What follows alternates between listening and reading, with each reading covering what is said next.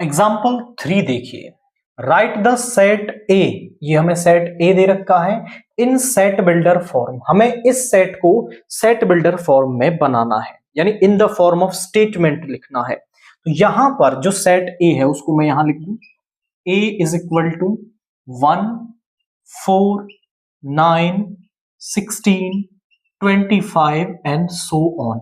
आपको ये समझना पड़ेगा कि जब आप इसे सेट बिल्डर फॉर्म में लिख रहे हैं तो क्या पैटर्न यहां पे बन रहा है। अब क्या किसी से मल्टीप्लाई करने पे ये बन रहा है या फिर अलग अलग नंबर से मल्टीप्लाई करने पे बन रहा है। तो आप यहां देखें कि जो पहला नंबर है वो किसका स्क्वायर है, वो 1 का स्क्वायर है। दूसरा नंबर 2 का स्क्वायर, तीसरा नंबर 3 का स्क्वायर, ये 4 का स्क्वायर, ये 5 का स्क्वायर, अगला वाला होगा 6 का स्क्वायर, यानी 1 2 3 4 5 नेचुरल नंबर्स का स्क्वायर। तो नेचुरल नंबर्स का स्क्वायर यहां पे आ रहा है। अब आप इसे सेट बिल्डर फॉर्म में किस तरह से लिख दोगे, आप इन सेट बिल्डर फॉर्म,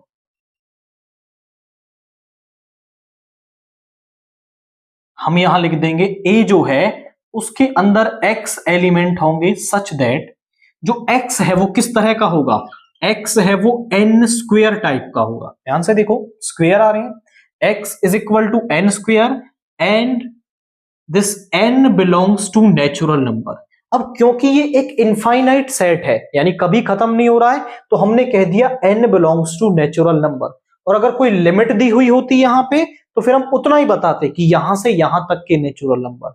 अब क्योंकि 1 से शुरू हुआ है and dash dash dash infinite set है, तो आप कह दोगे n belongs to natural number. जो n है वो नेचुरल नंबर होगा, यानी पहला नेचुरल नंबर लोगे तो 1 का स्क्वायर 1 आ जाएगा, दूसरा नेचुरल नंबर 2 का स्क्वायर, तीसरा नेचुरल नंबर 9। तो इस तरह से ये सेट बिल्डर फॉर्म में कन्वर्ट हो जाएगा और ये इसकी सेट बिल्डर फॉर्म है। आप